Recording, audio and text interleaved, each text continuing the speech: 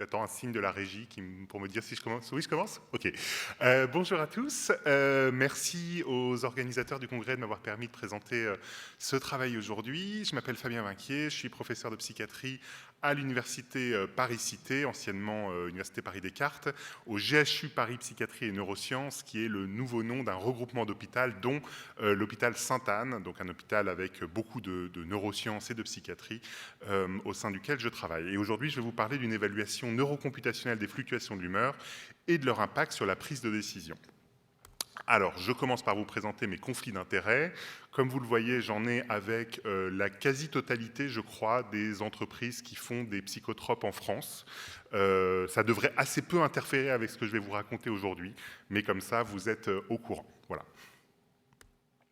Alors le phénomène dont on va parler aujourd'hui, c'est les interactions réciproques entre l'humeur, les événements de vie que l'on peut traverser et la prise de décision.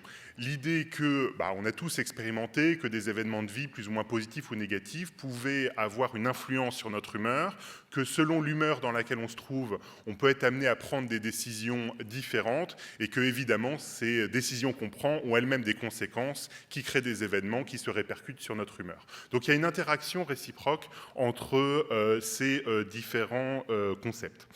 En psychiatrie, on est particulièrement confronté à ce phénomène de façon peut-être un peu plus extrême par rapport à ce que tout un chacun peut expérimenter. On est amené à prendre en charge des patients qui présentent des troubles de l'humeur. Alors, il y en a principalement deux types, les troubles de l'humeur. Alors, je pense que je vais essayer de rester sur ça, c'est peut-être un peu plus visible. Voilà. Donc, on est amené à prendre en charge des patients qui présentent des troubles de l'humeur. Il y en a essentiellement deux types. Des patients qui présentent uniquement des dépressions, troubles dépressifs récurrents, et des patients qui présentent des dépressions et l'inverse de la dépression, ce qu'on appelle des épisodes maniaques, donc une humeur qui est particulièrement élevée, particulièrement expansive, et une alternance entre les deux. Chez ces patients-là, les épisodes peuvent parfois, c'est loin d'être systématique, mais c'est souvent le cas, on va dire, être déclenchés par des événements de vie. Et puis par contre, ça c'est quasiment systématique, évidemment, selon l'état thymique, l'état d'humeur dans lequel ils se trouvent, ils prennent des décisions qui sont radicalement différentes et qui peuvent avoir évidemment des conséquences majeures sur la suite de leur existence. Alors, juste un petit mot de définition. L'humeur, on a tous une idée plus ou moins instinctive de ce que c'est. C'est pas si facile, néanmoins, d'en formuler une définition. J'aime beaucoup cette définition de Jean Delay, l'un des très grands psychiatres français, qui nous dit que l'humeur est cette disposition affective fondamentale qui donne à chacun de nos états d'âme une tonalité agréable ou désagréable, oscillant entre les deux pôles extrêmes du plaisir et de la douleur. Je trouve que c'est une définition assez intuitive, assez littéraire à vrai dire, assez parlante, avec l'idée de l'humeur qui est un continuum entre le négatif et le positif. Donc on a une idée d'une humeur unidimensionnelle finalement. Une définition qu'on trouve dans le DSM-5. Le DSM-5, c'est le gros manuel de psychiatrie qui décrit l'ensemble des troubles en psychiatrie, qui liste les différents critères pour pouvoir poser un diagnostic, formule une définition qui est un petit peu différente, qui nous dit que l'humeur est une émotion globale et durable. C'est pas forcément facile de distinguer humeur et émotion. Les deux critères habituellement, c'est que l'émotion, c'est lié à un événement, il y a quelque chose qui déclenche une émotion, on sait à quoi est liée une émotion, et c'est relativement court dans le temps. L'humeur, par opposition, c'est quelque chose qui est global, on ne peut pas forcément attacher à un seul événement, ça peut être influencé par nos événements de vie, on l'a dit, mais c'est quelque chose de plus global, c'est pas déclenché par un événement de vie immédiat, et c'est plus durable dans le temps. On retrouve la notion de couleur dans les deux définitions, émotion globale et durable qui colore la perception du monde, donc l'influence de l'humeur sur la perception du monde, et la principale différence, c'est qu'on a quelque chose de plus catégoriel, avec plus de dimensions possibles, en nous disant que des exemples courants d'humeur sont la dépression, l'élation, la colère et l'anxiété. À d'autres endroits du livre, on retrouve néanmoins cette définition, on va dire, plus bimodale entre le négatif et le positif, entre la dépression et l'élation. C'est vraiment ce continuum entre les deux. Et on nous dit que, contrairement à l'affect qui se réfère à des fluctuations de l'atmosphère émotionnelle, l'humeur se réfère à un climat émotionnel plus global et plus stable. Donc c'est vraiment l'idée de la continuité dans le temps, d'avoir quelque chose qui n'est pas juste à l'échelle d'une durée très très courte. Alors, les questions je vais vous parler essentiellement d'un travail et puis d'autres travaux dans la littérature qui s'y rapportent. Les questions qu'on a essayé de poser au cours de ce travail, elles sont de 3 ordres. Comment se construit l'humeur, c'est-à-dire comment est-ce qu'on peut décrire finalement l'apparition de fluctuations de l'humeur, du signal d'humeur, faire le lien entre les événements de vie et l'humeur. Comment l'humeur est encodée au niveau cérébral? Est-ce qu'on peut utiliser des techniques de neuroimagerie pour voir des corrélats de l'humeur dans le cerveau? Et comment cet encodage, ou comment ces régions qui encodent l'humeur se répercutent sur la prise de décision? C'est les 3 questions qu'on a essayé de poser. Alors, pour faire ça, on a fait quelque chose de très simple, qui va peut-être vous paraître même un peu naïf, peut-être même un peu stupide, mais voilà, pour prendre un point de départ. On s'est dit qu'on allait essayer d'induire des fluctuations de l'humeur chez des volontaires sains, donc des sujets qui ne présentent pas particulièrement un trouble de l'humeur, et qu'on allait essayer au laboratoire, au cours d'une expérience qui est relativement courte, qui dure 1 heure ou 2, d'induire des fluctuations de l'humeur et de voir si ça se répercutait sur la prise de décision. Et pour ça, on a construit une double tâche. Donc c'est des volontaires sains, encore une fois, qui viennent au laboratoire. On leur fait faire une tâche d'induction émotionnelle dont je vais parler un peu plus tard, et une tâche de prise de décision pour voir l'impact de l'induction émotionnelle sur la prise de décision, puisque c'est les 2 phénomènes qu'on essaye d'étudier. Donc on peut dire d'emblée qu'on va être assez éloigné de ce que j'ai dit au début, puisque ça va être une échelle de temps relativement courte, c'est des gens qui viennent au laboratoire pour 1 heure ou 2, et ça va être évidemment des fluctuations de l'humeur qui sont minimes, à peine perceptibles pour les participants par rapport aux énormes fluctuations, aux tsunamis que peuvent rencontrer nos patients. Mais c'est un point de départ, on va dire, c'est pour essayer d'aborder le phénomène et de voir si on peut formaliser un petit peu le genre de choses qu'on veut vouloir dire sur l'humeur. Donc la première question, comment se construit l'humeur? Le parti pris ou l'idée sous-jacente, ça a été de dire que l'humeur est une accumulation d'événements et de voir si on pouvait décrire une séquence d'événements dans le temps en disant que c'est pas seulement que s'il fait beau on est content, si il pleut on est triste, mais que c'est vraiment une accumulation d'événements, qu'une série d'événements positifs et négatifs vont être intégrés au cours du temps pour résulter dans un signal d'humeur. Et la question est de savoir si on peut décrire cette accumulation, est-ce qu'on peut formaliser, est-ce qu'on peut décrire comment les différents événements interagissent entre eux et sont intégrés au cours du temps. L'exemple que je prenais habituellement plutôt que la météo, c'était des exemples issus du sport, en disant que ce n'était pas le résultat d'un match, mais une séquence d'événements qui pouvait induire l'humeur. Mais j'avais l'impression que cet exemple était en soi une induction émotionnelle un peu trop forte pour certains individus présents dans la salle. Donc j'ai arrêté de l'utiliser parce que ça avait des conséquences trop importantes. Pour la petite histoire, la première fois que j'ai parlé de ce travail, c'était en 2017-2018, c'était au moment de la remontada. Le gros avantage, c'est qu'avec cette équipe, 5 ans plus tard, on peut toujours utiliser cet exemple, donc c'est stable dans le temps. Voilà. Donc pourquoi je prends ces 2 exemples? Parce que c'est aussi 2 types de phénomènes qui ont été étudiés pour observer l'impact de l'humeur à l'échelle d'une population, parce qu'évidemment, si on n'est pas à l'échelle d'un individu, mais à l'échelle d'une population, il faut des événements de vie qui peuvent impacter beaucoup d'individus en même temps, au même moment, pour pouvoir étudier le signal, et j'en parlerai un peu plus tard, mais c'est les 2 exemples qui sont utilisés généralement dans la littérature. Alors si on revient cette fois-ci à cette tâche qu'on fait faire à des participants, à des volontaires sains, encore une fois, qui viennent au laboratoire, ça va être quelque chose de très simple. On va leur poser des questions de culture générale. Des questions de culture générale qui sont globalement inspirées du Trivial Pursuit, vous pouvez voir ici. Et puis, le petit truc, c'est qu'on s'arrange pour qu'il y ait des moments, des épisodes où le taux de bonne réponse est particulièrement élevé et des épisodes où le taux de bonne réponse est particulièrement bas. Pour ça, on manipule un peu les difficultés des questions, on triche parfois un petit peu sur les feedbacks, les retours qu'on donne aux participants, mais on s'arrange comme ça pour qu'il y ait des moments au cours de la tâche où on dit aux participants qu'ils sont très bons et d'autres où on leur dit qu'ils sont très mauvais, globalement.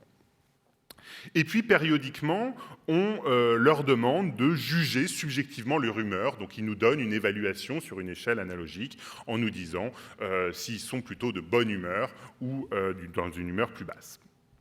Et la question, c'est est-ce qu'on observe un effet de ces épisodes, de ces feedbacks, de ce qu'on donne comme retour aux participants sur l'humeur? Et la réponse est oui. Alors, encore une fois, ça va être des fluctuations qui sont minimes, ça va être une induction qui est vraiment très petite, mais on peut le mesurer néanmoins et on peut l'observer de façon assez reproductible. Dans les moments de la tâche où on donne aux participants des retours plutôt positifs, l'humeur est plus élevée, et dans les moments où on donne aux participants des retours négatifs, l'humeur est plus basse. Bon, voilà. Donc notre tâche marche, entre guillemets, c'est-à-dire qu'on arrive à induire des modifications de l'humeur minimes chez nos participants, nos volontaires sains qui viennent au laboratoire.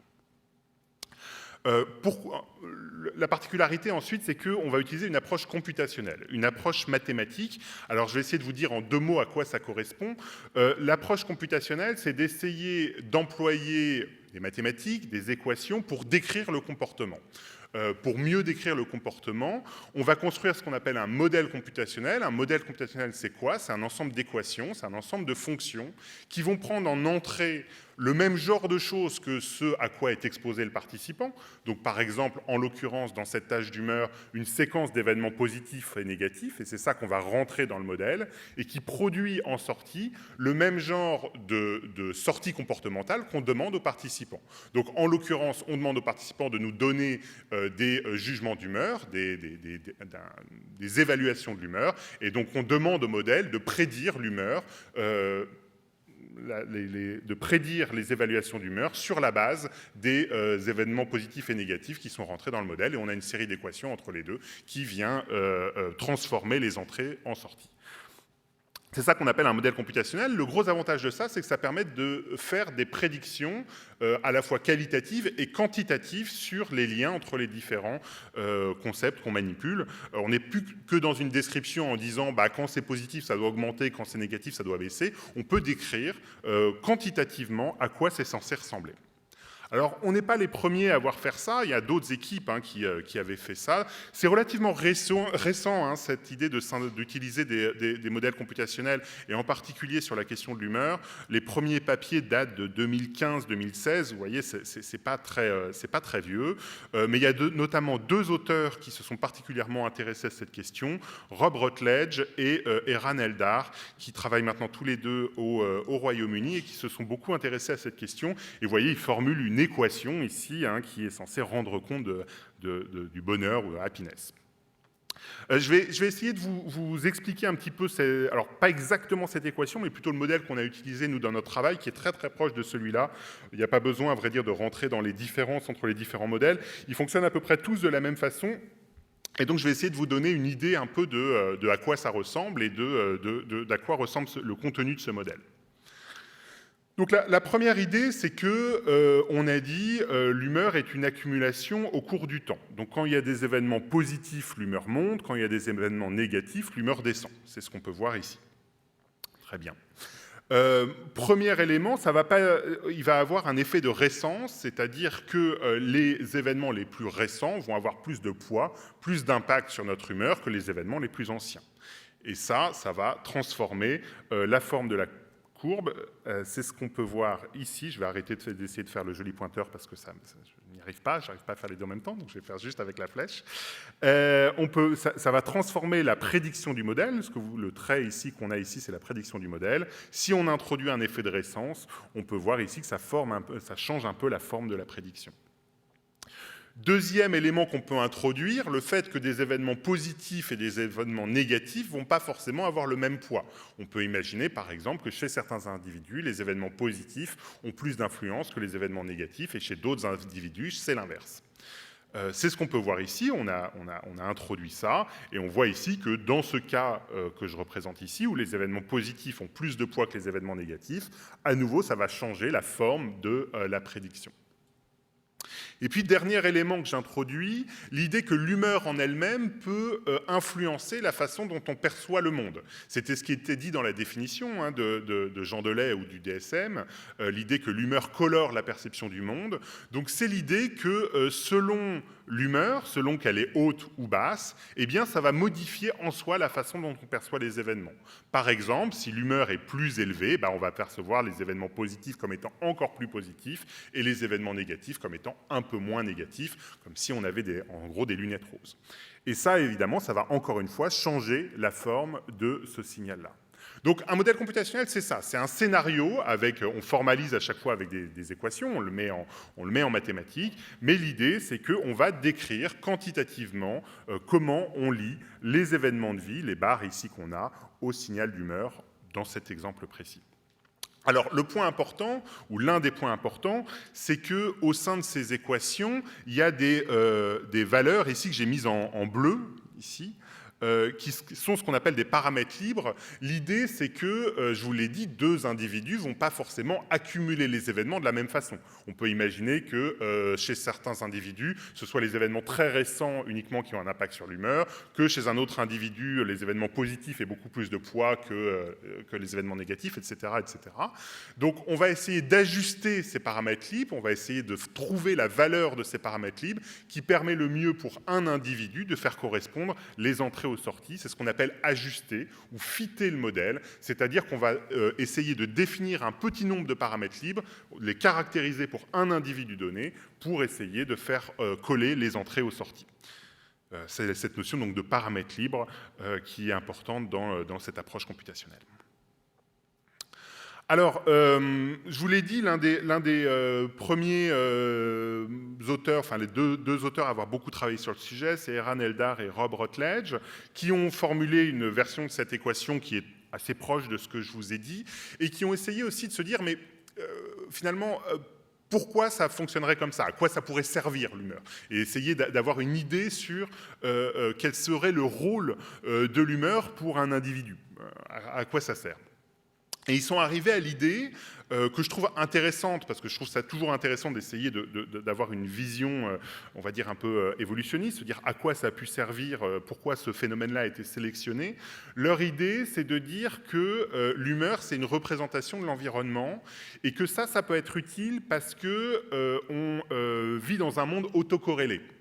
Ce que je veux dire quand on vit dans un monde autocorrélé, c'est que si vous imaginez un individu qui cherche des ressources dans un environnement naturel, par exemple qui se nourrit de fruits, à la fois dans l'espace et dans le temps, le fait qu'il y ait des fruits qui apparaissent sur un arbre, ça c'est prédictif que peu de temps après, il y aura probablement encore plus de fruits sur les autres arbres, et donc à la fois dans l'espace, s'il y a des fruits sur un arbre, il y a des chances qu'il y en ait sur les autres arbres, et dans le temps, c'est-à-dire s'il y a des fruits qui commencent à apparaître, généralement ça veut dire que c'est le printemps ou le début de l'été, et donc il y a d'autres fruits qui vont apparaître. Donc on vit dans un monde autocorrélé. Quand il y a des récompenses qui apparaissent, généralement c'est prédictif du fait qu'il y a plus de récompenses qui vont apparaître dans le temps qui suit.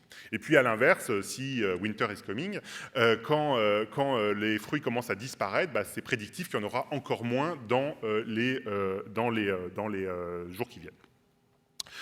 Cette idée-là, c'est un peu ce qui est capturé par cette idée de l'humeur comme représentation du monde. Quand il y a des récompenses qui arrivent, l'humeur était plus élevée et ça permet de généraliser, d'apprendre plus vite. Le fait que ça crée comme ça des espèces de verres colorés qui fait qu'on voit le monde plus beau, ça veut dire qu'on va apprendre plus vite et on va pouvoir généraliser au travers du temps et de l'espace. Et donc, ça, c'est adapté, on va dire, ça va procurer un avantage évolutif dans un monde autocorrélé, dans un monde où, encore une fois, l'apparition de récompenses prédit qu'il va encore avoir encore plus de récompenses dans les heures qui viennent.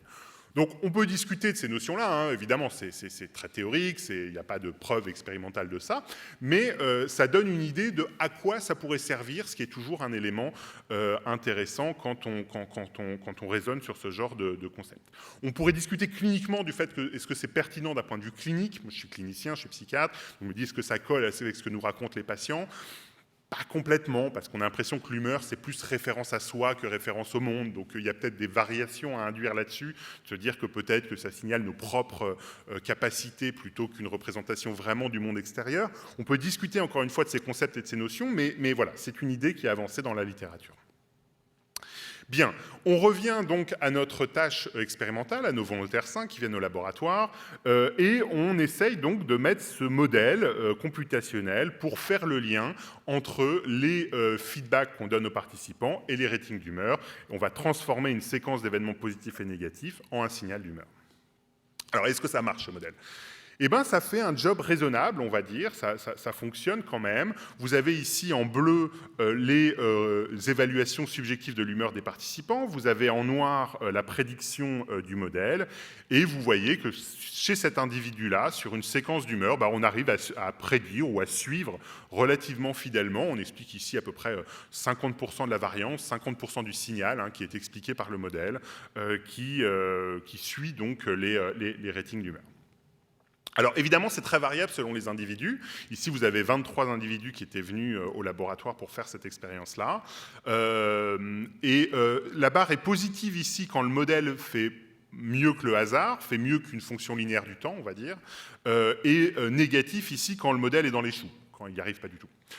Et vous voyez que chez la grande majorité des individus, on arrive quand même à prédire une bonne partie de la variance. Ici, vous avez notre pire sujet, celui chez qui le modèle, c'est ce sujet-là, le modèle est complètement à la ramasse, il n'y arrive pas du tout. Donc plutôt que de dire des bêtises, il dit que c'est plat, il dit je comprends rien, donc je reste plat. Donc vous voyez, on prédit rien chez cet individu. Là, vous avez l'individu médian, donc celui qui est à peu près représentatif de la population, c'est celui que je vous ai montré initialement, où on arrive à prédire 40 à 50% de la variance. Et puis, on a quelques individus chez qui, ici, on fit, mais vraiment super bien, c'est-à-dire qu'on arrive vraiment à prédire 80 ou 90% du signal. Donc, il y a une variabilité entre les individus, mais en moyenne, on fait beaucoup mieux que le hasard. On arrive à rendre compte de comment différents événements positifs et négatifs sont intégrés au sein d'un signal d'humeur. Deuxième question, dans le même travail, est-ce qu'on peut essayer de trouver les régions cérébrales qui sont associées à ce phénomène, qui encodent l'humeur, c'est-à-dire qui reflètent l'humeur au niveau cérébral? On ne pourra jamais dire que c'est, en tout cas avec ce genre de technique d'imagerie, on ne pourra jamais dire que c'est causal. C'est toujours des corrélations, c'est-à-dire qu'on regarde au niveau du cerveau les régions qui sont plus activées quand l'humeur est élevée, moins activées quand l'humeur est basse, ce genre de choses. Mais on ne peut pas dire qu'il y a une causalité entre les deux directement avec ce genre de technique. C'est juste une corrélation entre les deux. Bien. Alors, c'est la question qu'on a essayé de se poser, et pour ça, le fait d'avoir un modèle d'humeur, c'est assez utile en fait. C'était même à la base pour cette raison-là qu'on avait commencé à construire un modèle computationnel d'humeur.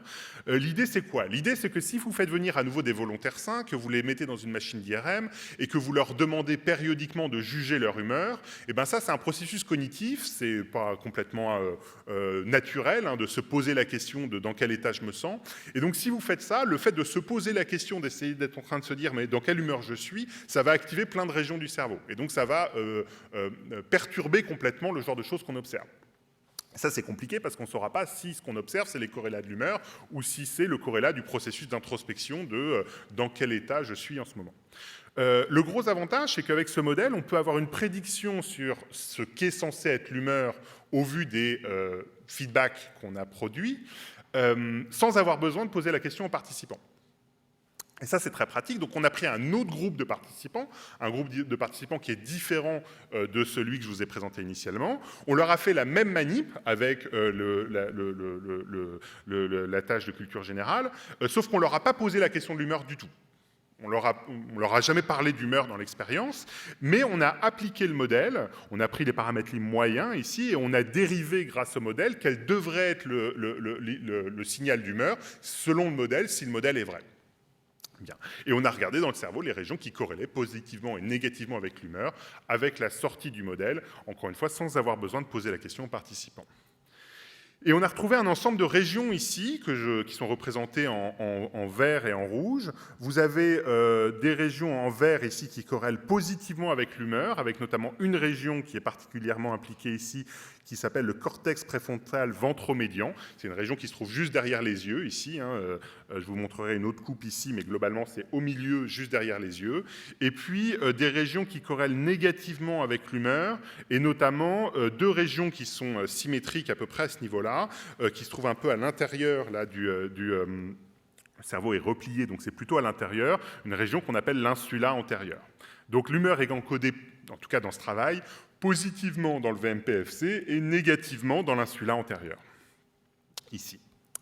Alors, pour ceux qui sont familiers avec l'IRM fonctionnel, c'est des régions qui sont assez qu'on connaît bien, qu'on a déjà décrites dans plusieurs phénomènes. Vous le voyez ici, une coupe 3D qui est peut-être plus facile pour représenter où se trouvent ces régions. Donc l'insula intérieur, vous voyez, c'est à l'intérieur ici. L'insula antérieur, c'est dans la circonvolution, là, c'est un peu enterré ici. Et puis le VMPFC, c'est là. C'est des régions qu'on retrouve activées de façon générale à chaque fois qu'il se passe quelque chose d'agréable ou de désagréable. Le VMPFC, ça s'active à chaque fois que je reçois de l'argent, je goûte du chocolat, je vois un tableau qui me plaît. Enfin, à chaque fois qu'il y a quelque chose de positif qui se passe, j'ai une activation de ces régions-là.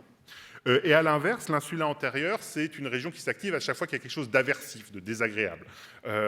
Par exemple, si je ressens de la douleur, si je perds de l'argent, si je pense à un souvenir désagréable, si je vois une image déplaisante, eh ben, j'ai une activation de cette insula antérieure.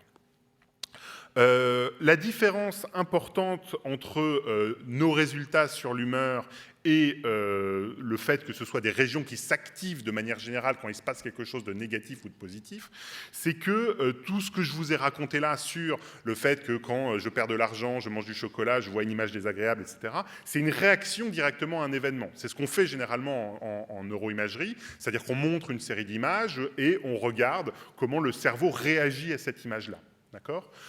Nous, ce qu'on a regardé, on a regardé ça évidemment, mais on a regardé aussi ce qui se passait quand je retirais l'activation qui est liée au feedback. Donc ça veut dire que ce qu'on est en train de... Quand je vous dis l'humeur est corrélée positivement à ces régions-là, au VMPFC, et corrélée négativement à l'insula, c'est pas seulement quand il se passe quelque chose de positif, ces régions sont activées ou désactivées, c'est que même quand on retire l'activation qui est liée à ça, le niveau d'activation résiduelle dans ces régions, si vous voulez, la ligne de base dans ces régions, elle est plus ou moins élevée quand l'humeur est haute ou quand l'humeur est basse. Ça veut dire que c'est une activité résiduelle, encore une fois. C'est comme si on encodait un signal qui avait une durée de vie plus longue et qui ne soit pas seulement la réaction, encore une fois, à un événement donné. C'est ce qu'on peut voir ici, c'est ce qui se passe quand on a retiré l'activation qui est liée au retour positif ou négatif qu'on donne aux participants. Donc on a retrouvé des régions qui ont l'air d'avoir les bonnes propriétés, c'est-à-dire qui corrèlent positivement ou négativement avec l'humeur, et avec une durée de vie, on va dire, un peu plus longue que ce qu'on peut faire habituellement en neuroimagerie, même si ça reste à l'échelle de quelques minutes ou de quelques heures, et non pas à une durée de vie plus longue. Au passage, ce résultat a été répliqué récemment par une autre équipe. C'est toujours intéressant quand on se dit qu'on n'a pas déliré tout seul dans notre coin, mais qu'il y a d'autres gens qui font des choses relativement proches et qui retrouvent à peu près la même chose. C'est assez rassurant. On se dit, je ne vais pas raconter complètement n'importe quoi. Donc, des gens qui emploient une autre équipe, qui emploie une autre méthodologie, qui travaille chez des patients qui présentent une épilepsie résistante. Et ces patients-là, parfois, pour des raisons cliniques, pour essayer de comprendre où se trouve le foyer épileptique, on est amené à introduire dans leur cerveau des électrodes pour enregistrer l'activité cérébrale. Donc c'est une autre technique de neuroimagerie. Et il se trouve que assez régulièrement, le VMPFC et l'insula sont des cibles de ces électrodes. Et donc, en utilisant cette technique et en employant une méthodologie assez proche, ils ont pu retrouver le même genre de choses, c'est-à-dire que l'humeur était encodée positivement au niveau du VMPFC et négativement au niveau de l'insula, avec encore une fois cette idée que ce n'est pas seulement de la réaction à un événement, mais que ça a l'air d'être la ligne de base qui corrèle avec l'humeur. Donc, d'autres gens que nous peuvent retrouver la même chose, ce qui est toujours rassurant. Troisième idée, est-ce que cet encodage se répercute sur la prise de décision ? Je vous l'avais dit, on avait deux tâches, donc une tâche d'induction émotionnelle dont j'ai déjà parlé, et une tâche de prise de décision. Alors, cette tâche de précision, en quoi elle consistait ? On demandait à chaque essai aux participants d'appuyer sur une pince à 25% de leur force maximale. Peu importe, c'est une tâche motrice. C'est une tâche motrice qui n'est pas facile, qui est pas si facile. Pourquoi ? Parce qu'il devait appuyer avec une certaine précision, qui est représentée ici par la fenêtre en vert sur le thermomètre. Si vous appuyez plus fort, vous avez perdu. Si vous appuyez moins fort, vous avez perdu. Il faut appuyer pile au milieu. Et puis si vous appuyez pile au milieu, vous gagnez cette quantité de pièces, cette quantité d'argent. Si vous appuyez trop fort ou pas assez fort, vous perdez cette quantité d'argent. Donc à chaque essai, il faut intégrer 3 informations. Une difficulté, une probabilité de réussite, on peut transformer l'un ou l'autre, plus c'est facile et plus j'y arrive évidemment. Une perspective de gain, ce que je peux gagner, une perspective de perdre, ce que je peux perdre à cet essai. Et à chaque essai, je dois intégrer ces 3 informations pour prendre ma décision. À nouveau, on a utilisé une approche de modélisation computationnelle, même idée, c'est-à-dire qu'on rentre dans le modèle, cette fois-ci, ces 3 informations, la difficulté, la perspective de gain, la perspective de perte, et on demande au modèle de prédire quel va être le choix du participant sur la base de ces informations. Et le modèle, à nouveau, fait un job relativement raisonnable. Vous avez ici les données des participants avec les carrés, le trait ici qui prédit les choix des participants, et vous voyez que le modèle arrive raisonnablement à prédire les choix. La question qu'on va poser, c'est est-ce que les traces de l'humeur qu'on a retrouvées dans le cerveau, l'activité dans le VMPFC, l'activité dans l'insula, viennent modifier cette prise de décision? Et même de façon précise, on prend l'activité cérébrale avant même que le participant n'ait vu l'image sur laquelle il va prendre son choix. Donc encore une fois, on n'est pas en train de regarder le corrélat du choix, on n'est pas en train de regarder ce qui se passe au moment du choix, on regarde l'activité dans le cerveau avant que le sujet prenne sa décision, et on regarde si cette activité au niveau du cerveau, elle prédit quelle va être la décision du participant, alors même que le participant n'a pas vu l'image sur laquelle il allait devoir faire un choix. Donc c'est ce que l'état du cerveau va prédire un petit peu le choix du participant ultérieur. Et c'est le cas.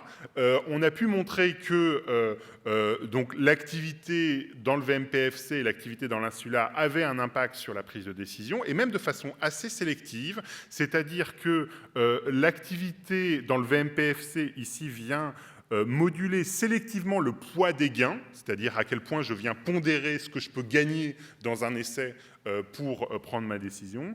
Et à l'inverse, l'insula vient moduler sélectivement le poids des pertes, c'est-à-dire ce que je risque de perdre. En d'autres termes, quand le VMPFC est activé ici, je vois le verre à moitié plein, je regarde ce que je peux gagner. Quand l'insula est très activée ici, je vois le verre à moitié vide, je regarde ce que je peux perdre. Et je prends une décision du coup différente selon l'activité, le pattern d'activation dans mon cerveau avant même que je prenne ma décision. Alors évidemment, encore une fois, hein, on explique par ces activations cérébrales une toute petite fraction de la variance, c'est 4-5%, on va dire, de la variance qu'on prédit. La grande majorité des sujets, quel que soit l'état de leur cerveau, quand il y a beaucoup à gagner, ils disent oui, quand il y a peu à gagner, ils disent non. Voilà, mais on va dire quand on est à peu près au milieu et qu'on ne sait pas trop quoi faire, c'est ce qu'on voyait ici en gris, quand on a à peu près une chance sur 2 de se décider, eh ben on va tomber d'un côté ou de l'autre selon notre activité cérébrale avant même de prendre la décision. Donc, au cours de ce travail, on a pu essayer de caractériser la cinétique de l'humeur, on a pu essayer de montrer quels étaient les corrélats de l'humeur au niveau cérébral et regarder quelles étaient les conséquences sur la prise de décision d'un pattern d'activité cérébrale. C'est des résultats qu'on a pu répliquer au laboratoire. C'est le travail de thèse d'un étudiant, Roland Herima, qui a pu faire 8 ou 9 expériences pour essayer de répliquer encore une fois ces résultats. Bon, bah ça là, ça marche, on arrive vraiment à induire des fluctuations de l'humeur. Ça se répercute sur la prise de décision, dans différents types d'induction, dans des différents types de choix. Voilà, quelle que soit la façon dont on peut modifier des petits paramètres de la tâche, ici ça ne change pas grand-chose. Le pattern général est à peu près toujours le même. Bien, quelle est la suite? Eh bien, la suite, c'est un peu ce que je vous ai dit au début, c'est-à-dire que pour que ce soit pertinent cliniquement, tout ce que je vous raconte là, il faut qu'on réussisse à faire un double changement d'échelle. C'est-à-dire il faut qu'on arrive déjà à changer d'échelle de temps. Tout ce que je vous ai raconté jusqu'ici, c'est quelques minutes ou quelques heures à la limite, alors que ce qui est pertinent à l'échelle, déjà pour tout un chacun dans les fluctuations d'humeur qu'on peut tous expérimenter, ou a fortiori chez des patients qui présentent un trouble de l'humeur, c'est des fluctuations qui sont à l'échelle de quelques semaines, de quelques jours, quelques semaines ou quelques mois. Donc il faut vraiment qu'on change de plusieurs ordres de magnitude en termes d'échelle de temps. Et puis la deuxième, c'est en termes d'amplitude. Parce qu'évidemment, jusqu'ici, on s'est intéressé à des fluctuations, encore une fois, minimes, alors que les fluctuations qu'on peut expérimenter, que tout un chacun peut expérimenter, et a fortiori les fluctuations pathologiques, sont encore une fois d'un ordre de grandeur beaucoup plus important. Alors, au niveau du temps, est-ce que ça reste vrai, tout ce que je vous ai dit? Il y a des petits éléments, ce n'est pas complètement démontré, mais il y a des petits éléments qui semblent quand même que c'est vrai.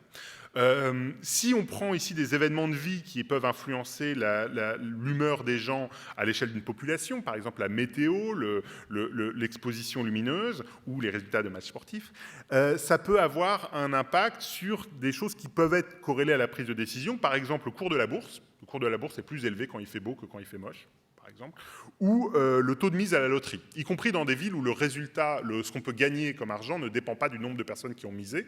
Il y a un lien entre les deux. Quand il fait beau, il y a plus de gens qui misent à la loterie le cours de la bourse est plus élevé. Et en fait, c'est pas exactement ça. C'est pas uniquement que quand il fait beau, je sors plus de chez moi.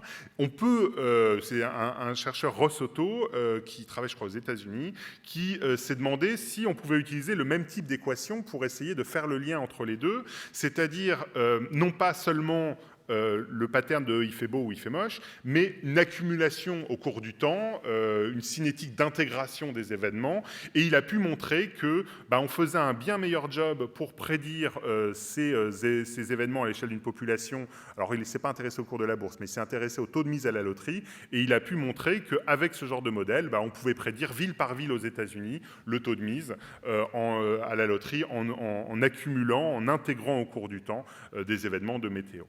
Et pour essayer d'avoir quelque chose de plus proche de l'humeur, il a aussi regardé les réseaux sociaux, il a pris tous les tweets d'une ville, il a essayé de juger leur coloration émotionnelle en fonction des termes qui étaient employés, selon que ce soit des termes plutôt positifs ou plutôt négatifs, et il en extrait une sorte de signal d'humeur à l'échelle d'une ville entière, et il peut montrer qu'on arrive à prédire, encore une fois, c'est des toutes petites fractions de la variance, hein, évidemment, c'est loin d'expliquer la totalité du signal, mais en mettant un modèle computationnel qui accumule les événements au cours du temps, on fait un meilleur boulot que si on regarde juste le dernier événement. Donc on décrit bien la cinétique. Alors ça, c'est ce qu'on va essayer de faire là, dans les semaines à venir avec un de mes étudiants en thèse, Pablo Carrillo, où on va essayer de prédire des événements cliniques pour essayer de changer d'amplitude. On travaille dans un hôpital avec des urgences psychiatriques. On peut mesurer jour par jour, par exemple, le taux de patients qui viennent consulter aux urgences pour dépression ou le nombre de patients hospitalisés. Et donc, on va essayer de faire la même chose, c'est-à-dire de voir si on arrive à appliquer ce modèle computationnel sur la base des signaux de météo pour essayer de prédire des événements cliniques, par exemple le taux de venue aux urgences pour dépression à l'échelle d'une ville, de toute la ville de Paris. Mais évidemment, ce qu'on voudrait faire, c'est aller un peu plus loin, c'est pouvoir prédire des événements cliniques à l'échelle de l'individu, c'est-à-dire prédire des fluctuations de l'humeur chez un individu donné et pas seulement à l'échelle d'une population. L'idée sous-jacente, c'est que peut-être une même séquence d'événements chez deux individus qui ont des paramètres libres, là dont je vous ai parlé au départ, différents, ça va se transformer en un signal d'humeur qui est complètement différent. Ça, on voit que ça peut être vrai au niveau théorique, ça c'est des simulations, hein, c'est pas des données réelles, on a tuné, on a fixé les paramètres libres d'une certaine façon pour voir le genre de sortie du modèle qu'on pouvait obtenir. Vous avez en bleu ici des séquences d'événements qu'on a créées arbitrairement, hein, c'est nous qui les avons créées, et on fait tourner le modèle pour voir ce que ça donne. Et ce qu'on peut voir, c'est selon les paramètres libres qu'on a, une même séquence d'événements de vie va pouvoir générer des fluctuations, mais avec une humeur qui revient à peu près au même niveau. Chez d'autres individus, si on change un petit peu les paramètres libres, on peut induire des oscillations avec quelque chose qui a même l'air de s'autonomiser, c'est-à-dire indépendamment des événements de vie, l'humeur continue d'osciller, d'aller vers le haut et vers le bas. Et puis, si on modifie encore une fois les paramètres libres de façon complètement différente, l'humeur chute d'un coup et ne remonte pas. Donc, l'idée, là, c'est de dire que peut-être on pourrait caractériser le fait d'avoir un trouble de l'humeur, le fait d'avoir un trouble dépressif récurrent ou un trouble bipolaire, par une façon de traiter l'information, de manipuler l'information, qu'un individu, on pourrait caractériser sa façon d'intégrer l'information et expliquer en quelque sorte pourquoi cet individu-là a des fluctuations de l'humeur. Bon, pour ça, il nous faut des données. Et c'est un projet pour lequel on a reçu un financement de l'ANR, l'Agence nationale pour la recherche, un financement d'une ANR Jeunes Chercheurs. Donc, c'est un projet qui va pouvoir être financé, qui va pouvoir débuter dans l'année qui vient. On va travailler cette fois-ci avec des patients qui présentent un trouble de l'humeur, soit un trouble bipolaire, soit un trouble dépressif récurrent. On va faire une caractérisation au laboratoire qui est exactement la même que celle que je vous ai présentée au début, c'est-à-dire cette tâche très bête d'induction de l'humeur à l'échelle de temps d'1 heure ou de 2 heures. Mais derrière, on va les suivre pendant une durée beaucoup plus longue, c'est-à-dire une durée de 3 mois à 6 mois, grâce à une application qu'on a déjà conçue à l'Institut du cerveau. au cours de laquelle les participants vont nous donner tous les jours, ça va prendre 2-3 minutes par jour, mais ils vont nous donner tous les jours une évaluation subjective de l'humeur et puis une évaluation des événements de vie qui traversent. Donc on va avoir un signal d'humeur pendant une durée de 3 à 6 mois. Et les questions qu'on va poser, c'est est-ce qu'on peut utiliser les mêmes genres d'équations pour caractériser les fluctuations de l'humeur à une échelle de temps très courte, 2 heures, ou à une échelle de temps beaucoup plus longue, 3 à 6 mois? Est-ce que des patients qui présentent un trouble de l'humeur ont des paramètres libres différents? Est-ce qu'ils accumulent les événements de façon différente? Est-ce que c'est ça qui explique qu'ils ont des fluctuations de l'humeur alors que d'autres individus n'ont pas ces fluctuations-là? Et puis, d'un point de vue clinique, moi, quelque chose qui m'intéresse beaucoup, c'est est-ce qu'on peut les faire venir au laboratoire, les évaluer pendant une durée d'1 heure ou 2, extraire de l'information et prédire ce qui va se passer pendant les 3 ou 6 mois qui viennent. Parce que là, ça devient très intéressant. Si je peux, avec une échelle de temps d'1 heure ou 2, avoir une idée de ce qui va se passer dans les 3 à 6 mois qui viennent, bah, évidemment, je peux adapter mon traitement, je peux faire les choses de façon un peu différente, je peux prévenir le patient, enfin voilà, je peux faire plein de choses avec ça. Donc ça, c'est un projet qui va débuter. Je n'ai pas encore les résultats, mais j'espère pouvoir revenir dans 2 ans ou 3 ans, vous raconter ce que ça aura donné. C'est Marc Benamou, qui est interne en psychiatrie et qui va débuter sa thèse de sciences avec moi en novembre, qui va s'occuper de ce travail. Dernier point, toujours dans ce projet d'ANR, bah voilà, on s'intéresse quand même toujours aux corrélats neuronaux. Alors évidemment, étudier les corrélats neuronaux d'un processus qui dure 3 à 6 mois, c'est compliqué, parce qu'on ne peut pas mettre quelqu'un dans une machine d'imagerie pendant 3 mois et regarder comment évolue le signal. Ce n'est pas possible. Mais je vous ai dit, il y a cette situation assez particulière de patients, alors qui ne présentent pas un trouble de l'humeur, mais qui présentent une épilepsie résistante, qui sont explorés au laboratoire avec des électrodes qui restent à demeure pendant, enfin qui ne sont pas explorés au laboratoire, ils sont explorés à l'hôpital, avec des électrodes qui restent à demeure pendant 1 semaine, 2 semaines, parfois jusqu'à 3 semaines. Donc on a cette fois-ci un enregistrement continu de l'activité cérébrale pendant 3 semaines, sans fluctuation pathologique de l'humeur, mais on a quand même cet enregistrement. Donc on va utiliser la même application chez ces patients-là, leur demander pendant les 3 semaines où ils ont une électrode implantée dans le VMPFC, dans l'insula antérieure, on va leur demander de juger leur humeur plusieurs fois par jour. Et avec ça, on va essayer de voir si ce qu'on a pu observer chez des volontaires sains en neuroimagerie, bah, ça se retrouve aussi chez ces patients à une échelle de durée de temps beaucoup plus longue. Est-ce qu'on retrouve des corrélats de l'humeur au niveau du VMPFC et au niveau de l'insula? Je n'aurais jamais pu faire ce travail sans tous les gens avec qui je travaille au sein de mon équipe, l'équipe Motivation Cerveau Comportement à l'ICM, et tous mes collègues de l'hôpital Sainte-Anne, donc le service hospitalo-universitaire, pour la partie clinique. Et je vous remercie pour votre attention.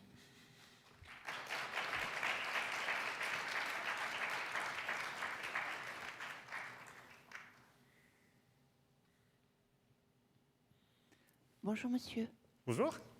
Je suis sophrologue caïcédienne, donc tout ce qui est... et handicapée avec, comment dire, mon système neuro qui... Enfin, pardon. Je marche beaucoup mieux que ce que l'IRM me montre. Donc tout ce qui est en neuro me passionne sur mon métier et sur ma vie. Et là, ma question était, dans vos recherches, est-ce qu'on en est, comme je ne suis pas du tout scientifique, sur aller plus précisément, parce que là j'ai, ok, sur l'insula et sur le VPMC, mais est-ce qu'on en sait un peu plus sur, par exemple, les neurotransmetteurs, ou est-ce qu'on va dans le plus petit? Ouais. Alors c'est une très bonne question, effectivement. Là, j'ai parlé d'une échelle de description qui est à l'échelle de la région cérébrale. On connaît des choses... L'IRM fonctionnel ne permet pas de voir les neurotransmetteurs. Donc effectivement, alors... Je vais reprendre. Donc, dans le cerveau, il y a des neurones qui interagissent entre eux, et ces neurones, ils crachent des substances qu'on appelle des neurotransmetteurs qui permettent aux neurones de communiquer entre eux. Dans les neurotransmetteurs qu'on connaît bien et qui sont impliqués, alors il y a le glutamate, le GABA, mais il y a notamment 3 neurotransmetteurs qui ont l'air d'être particulièrement impliqués dans les troubles de l'humeur, puisque c'est ceux qui sont ciblés notamment par les antidépresseurs. Donc, c'est la dopamine, la sérotonine et la noradrénaline. Donc, vous avez peut-être déjà un peu entendu parler. Alors, en imagerie, l'IRM ne permet pas de voir les neurotransmetteurs. Il y a des techniques d'imagerie, mais qui permettent pas de faire de la réaction à des événements, mais notamment la TEP, qui permet de voir la concentration de neurotransmetteurs dans certaines régions. Donc ça peut permettre éventuellement de voir le corrélat d'un état, c'est-à-dire qu'on peut prendre des patients atteints de dépression et regarder si il y a des choses différentes en termes de neurotransmetteurs grâce à ces techniques d'imagerie. Sinon, ce qu'on fait, c'est des techniques d'intervention, c'est-à-dire qu'on peut prendre on peut demander à des volontaires sains de prendre un médicament qui va jouer sur la sérotonine ou sur la dopamine et voir comment ça va modifier le comportement dans le genre de tâches que je vous ai présenté. Donc c'est une autre façon d'aborder la question. Et ça, c'est des choses qui ont déjà été faites, notamment avec la dopamine, en montrant que la dopamine venait modifier la façon dont on traitait les événements. Si on donne de la dopamine, ça change le poids des événements positifs par rapport aux événements négatifs, dans le genre de tâches que je vous ai présenté ici. Et on peut voir des régions cérébrales qui s'activent au même moment, au moment où il y a des événements positifs ou négatifs. Ils sont des régions qui sont naturellement inondées par de la dopamine quand il se passe quelque chose de positif. Voilà. Donc on aborde les choses de cette façon-là, c'est-à-dire qu'on ne peut pas regarder directement s'il y a plus ou moins de dopamine à un moment donné, ça on ne sait pas encore faire, mais on peut soit regarder des régions dont on sait qu'elles reçoivent de la dopamine, soit voir comment le fait de donner de la dopamine, de la sérotonine, va modifier la façon dont on traite l'information. Et il semble que c'est le cas, et ça c'est évidemment très important pour nous, puisque c'est le genre de médicaments, on va dire, qu'on utilise en clinique. Encore une fois, l'écrasante majorité des antidépresseurs vont influencer la sérotonine, la dopamine et la noradrénaline. Voilà. Je ne peux pas être plus précis que ça jusqu'ici, mais c'est effectivement une échelle de description de ces événements-là qui est également très très importante.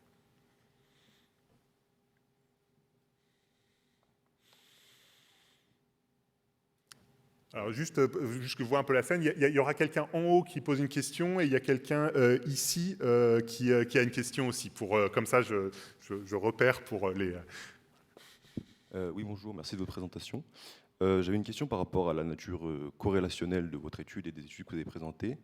Est-ce que vous pensez qu'il serait possible, ou est-ce que vous avez lu dans la littérature qui existe déjà, des études plus causales, ou notamment avec de la TMS, on a suscité une activité dans le VMPFC, de sorte à pondérer en positif la perception des gains? Ouais, c'est une très très bonne question. Alors, comme j'ai dit, l'imagerie, c'est des corrélations. La question, c'est la causalité. Alors, pour faire de la causalité, généralement, il faut faire de l'interventionnel. C'est-à-dire qu'il faut essayer de modifier l'activité de certaines régions. Et ça, on peut le faire avec certaines techniques de neurostimulation. Vous avez parlé notamment de la TMS. La TMS, c'est une stimulation magnétique. Le problème de la TMS, c'est que ça permet de stimuler des régions qui sont assez superficielles. Or, toutes les régions qui nous intéressent pour l'humeur, c'est des régions un peu plus profondes et qui sont difficiles à cibler avec la TMS. Donc, il n'y a pas encore d'études qui utilisent ça. Par contre, il y a des techniques qui sont en train d'arriver, je pense notamment à des techniques de stimulation avec des ultrasons qui permettent à la fois de faire des stimulations relativement précises et pour des régions beaucoup plus profondes. Et on travaille notamment avec l'ESPCI et avec l'équipe de Michael Tanter qui développe ce genre de technique pour voir si des modulations de ces régions-là avec ces techniques d'ultrasons pourraient avoir un effet sur l'humeur, pour l'instant de façon on va dire expérimentale, et puis peut-être après dans une logique de traitement, parce qu'évidemment, si on peut modifier l'influence de ces régions-là, on pourrait peut-être l'utiliser comme traitement de troubles de l'humeur chez nos patients. Donc c'est une piste effectivement qui est absolument déterminante. Et les deux fonctionnent ensemble, c'est-à-dire le fait d'identifier les régions en imagerie, ça nous donne des cibles potentielles qu'on peut aller cibler, enfin taper, avec derrière nos techniques de neurostimulation. L'autre chose, c'est qu'avec mais évidemment, ça, c'est beaucoup moins facilement généralisable. Les électrodes implantées que j'ai décrites, on peut les utiliser pour enregistrer, on peut les utiliser aussi pour stimuler des régions. Alors évidemment, on est limité par l'endroit où on a introduit les électrodes, mais il y a des petits échantillons de patients où on décrit ce qui se passe quand on vient stimuler le VMPFC, l'insula. Ça a l'air de modifier un peu l'humeur. Il y a d'autres régions aussi du cerveau, par exemple le noyau cysthalamique, qu'on est juste en dessous du noyau cysthalamique, on va pouvoir déclencher de façon assez radicale des modifications de l'humeur, des gens qui se mettent à s'effondrer en larmes dès qu'on stimule une région. Donc on peut voir qu'on peut modifier l'humeur directement par une intervention causale. La cartographie, c'est-à-dire dire c'est telle région ou telle région qui influe de telle façon, elle n'est pas encore bien établie. Mais au moins la preuve de concept qui est qu'on peut modifier de façon assez immédiate l'humeur en stimulant une région cérébrale. Ça, c'est quelque chose qui est déjà établi et qui est une piste, à vrai dire. D'ailleurs, la stimulation cérébrale profonde, ça fait partie des traitements de dernière intention, on va dire, pour des patients qui présentent des dépressions ultra résistantes avec différentes cibles qui ont été identifiées au niveau cérébral. N'oubliez pas le monsieur en bas aussi, hein, parce qu'il lève la main aussi. mais je prends la question là, mais c'est juste pour dire que... Oui. Bonjour. Merci pour votre présentation. Donc, alors, en fait, je voulais juste revenir rapidement sur le... Enfin, vous avez montré plusieurs courbes qui quantifient l'humour. Et en fait, je me pose tout simplement la question, comment vous arrivez à trouver ces chiffres? Parce que, bon, l'humeur... comme vous avez montré après ensuite avec l'application, c'est quand même quelque chose d'assez qualitatif. Donc là, vous arrivez à le quantifier d'une manière. Comment vous transposez ça en des chiffres pour comparer à votre modèle? D'accord. Alors, j'ai pas tout bien entendu, mais je vais essayer de répondre. Vous me dites si ça répond à la question. Donc, comment mesurer l'humeur? C'est-à-dire comment avoir une évaluation de l'humeur? Alors, on fait ce qu'on fait en clinique, en fait. C'est-à-dire que en clinique, on a... alors, en général, on utilise vraiment des échelles très très simples, c'est-à-dire des échelles visuelles analogiques. C'est-à-dire qu'on demande juste aux participants de nous donner une valeur. Alors, il ne nous donne pas un nombre, mais il fait glisser un curseur sur une échelle analogique qui va de l'humeur la pire qu'ils puissent imaginer à la meilleure. Alors, selon qu'on fait venir des volontaires sains, on leur dit d'utiliser l'échelle de façon évidemment différente, hein, parce que, encore une fois, là, quand on mesure des fluctuations de l'humeur à l'échelle de temps très très courte, s'ils devaient nous donner leur humeur par rapport à leur vie entière, ils resteraient toujours au même endroit, parce que l'humeur ne bouge pas sur une échelle de temps comme ça. Mais c'est ce genre d'outil. C'est-à-dire c'est une échelle où on fait glisser un curseur entre une humeur très négative, très positive. Et c'est le même genre d'outil qu'on va utiliser à la fois en clinique chez des patients, ce qu'on appelle des EVA, des échelles visuelles analogiques, où ils vont déplacer ce curseur-là pour nous dire où ils sont. Alors évidemment, ça a plein de limites, parce que deux patients peuvent utiliser l'échelle de façon différente. Le même patient à deux moments différents peut potentiellement utiliser l'humeur différente, mais peut utiliser l'échelle de façon différente, mais c'est encore ce qu'il y a de mieux, c'est-à-dire que l'humeur étant un phénomène subjectif, encore, le mieux c'est encore de demander aux participants ce qu'il peut nous dire dessus. Et on n'a pas de reflet plus objectif. On a dans le travail modeling là, dont j'ai parlé, l'idée d'avoir des corrélats externes de l'humeur. On a des travaux aussi avec Roland Irima où on enregistre le visage, où on essaye de l'activité musculaire pour essayer d'avoir des signaux, on va dire, de validation externe de l'humeur. Mais à vrai dire, ils font jusqu'ici moins bien, je pense, et on n'a pas beaucoup mieux ici que l'évaluation vraiment subjective du participant qui nous dit dans quel état il se trouve à un moment donné. C'est encore ce qu'on a trouvé de mieux, comme d'ailleurs pour la douleur, comme pour tous les vécus subjectifs. En tant que psychiatre, hein, forcément, c'est ce qui me parle le plus, c'est vraiment de demander aux participants ce qu'ils ressentent, et c'est encore ça probablement le meilleur signal qu'on a.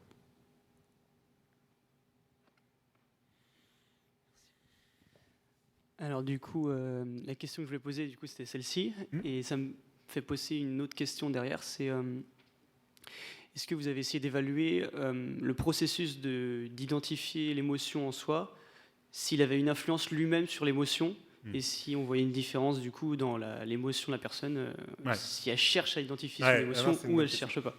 Ouais, c'est une bonne question. La question de l'introspection, la question de l'introspection et de l'introspection qui pourrait en elle-même avoir un effet d'induction. Alors, on ne l'a pas mesuré dans ce travail-là, on s'est posé la question, on a essayé de s'en absoudre, encore une fois, hein, c'est ce que j'ai présenté, c'est-à-dire qu'on a essayé de se placer dans une situation où on pouvait mesurer quelque chose sans avoir besoin de demander aux participants pour pas que ça interfère avec le processus.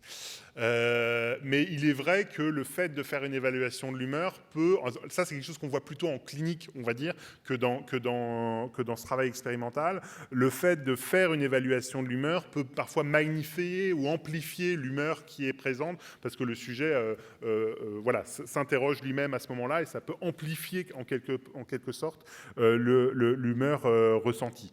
On ne s'est pas intéressé à ce phénomène-là dans ce travail-là, c'est une piste possible, mais c'est une question importante qui est à la fois les corrélats, les mécanismes qui permettent de s'interroger soi-même sur sa propre humeur. On sait que dans certains troubles ou dans certains types, on va dire, de fonctionnement, on a des individus qui, justement, ont une incapacité à faire ça, c'est-à-dire une incapacité, ce qu'on appelle l'alexithymie, hein, l'incapacité à interroger ses propres émotions, à se rendre compte de dans quel état émotionnel ils sont, et qui réalisent qu'ils sont dans un état émotionnel par rapport à leur propre comportement, justement. C'est-à-dire, je me rends compte que je suis énervé parce que je réagis de cette façon-là et de cette façon-là. Donc, c'est probablement un processus en soi, un domaine d'intérêt en soi, qui est de dire c'est quoi finalement le processus de s'interroger sur son état émotionnel ou sur son état d'humeur. C'est probablement une question qui est une question d'intérêt en soi. C'est pas celle à laquelle on s'est intéressé, mais c'est vraiment un domaine de recherche en soi, de dire qu'est-ce que j'interroge, qu'est-ce que je sonde quand je me pose la question de l'humeur. Je m'arrête quand vous voulez, hein. Moi je suis là, tant que je suis là, je réponds aux questions, mais vous me dites quand je m'arrête, hein. Ok, non, je m'arrête quand vous voulez, il n'y a pas de problème. Bah, merci encore. Et